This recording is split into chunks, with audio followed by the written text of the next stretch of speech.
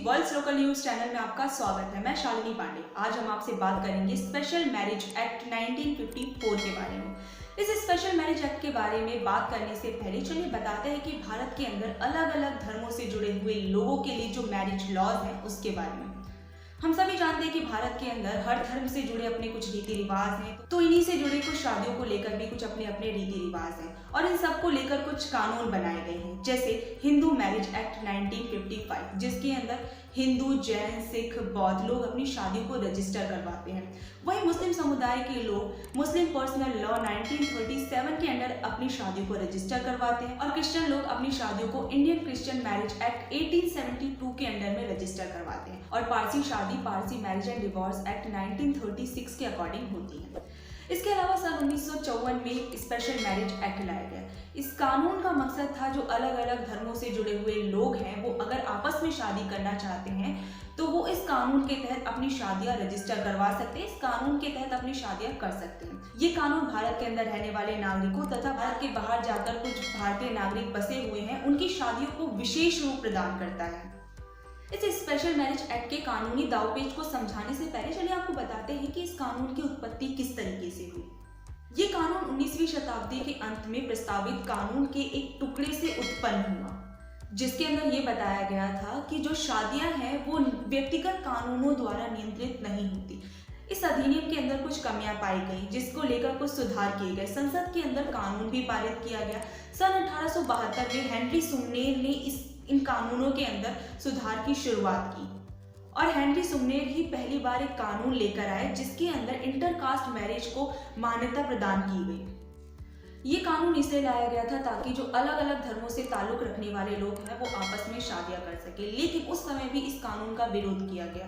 कुछ लोग कहते थे कि ये वासना पूर्ति के लिए ऐसी शादियां की जाती हैं, ऐसी शादियां जो है वो जायज नहीं है। लेकिन सन 1954 के अंदर जो पुराना वाला अधिनियम था उसको बदलकर स्पेशल मैरिज एक्ट लाया गया। तो इस तरीके से जो आज स्पेशल मैरिज एक्ट जो हम देखते हैं उसकी उत्पत्ति हुई थी। अब बात करते हैं कि जो आज के समय में जो अलग अलग धर्मों के लोग आपस में शादियां करना चाहते हैं उसके लिए क्या तरीके हैं। भारत के अंदर इंटरकास्ट मैरिज के दो तरीके हैं। तो बात करते हैं इस पहले तरीके की। इस पहले तरीके के अंदर जो दो अलग अलग धर्मों से ताल्लुक रखने वाले लोग हैं उनमें से किसी एक को अपना धर्म परिवर्तित करके अपने साथी के रिलीजन में खुद को चेंज करना पड़ेगा, यानी अपना धर्म छोड़कर अपने साथी के रिलीजन में कन्वर्ट होना पड़ेगा। उसके बाद ही दो अलग अलग धर्मों के लोग आपस में शादियां कर सकते हैं। तो ये तो हुआ पहला तरीका। अब जो दूसरा तरीका है इंटरकास्ट मैरिज का वो है special marriage act. Special marriage act के अंदर दो अलग अलग धर्मों से ताल्लुक रखने वाले लोग बिना अपना धर्म परिवर्तित किए आपस में शादियां कर सकते हैं। ये बोलने में जितना सीधा साधारण सिंपल लगता है ये उतना है नहीं। दरअसल स्पेशल मैरिज एक्ट के कुछ कानूनी दावपेच है जिसे गहराई से समझना पड़ेगा। तो आइए बात करते हैं स्पेशल मैरिज एक्ट के कानूनी दावपेच के बारे में। अगर कोई कपल आपस में शादी करना चाहता है अलग अलग धर्मों से होने के बावजूद तो उसे अपने यहाँ के डिस्ट्रिक्ट कोर्ट में 30 दिन पहले एक रिटर्न नोटिस देना पड़ता है और इस रिटर्न नोटिस को वो डिस्ट्रिक्ट कोर्ट अपने यहाँ के ऑफिस के बाहर पब्लिकली डिस्प्ले करता है ताकि ये पता चल सके कि किसी को इस शादी से ऐतराज तो नहीं। और अगर कोई व्यक्ति ऐसा निकल जाता है जिसे इस शादी से आपत्ति होती है तो उसकी तरफ से कुछ पक्ष विपक्ष रखे जाते हैं जिसकी सुनवाई इस कोर्ट में होती है। उसके बाद ही ये कोर्ट अपना फैसला सुनाता है।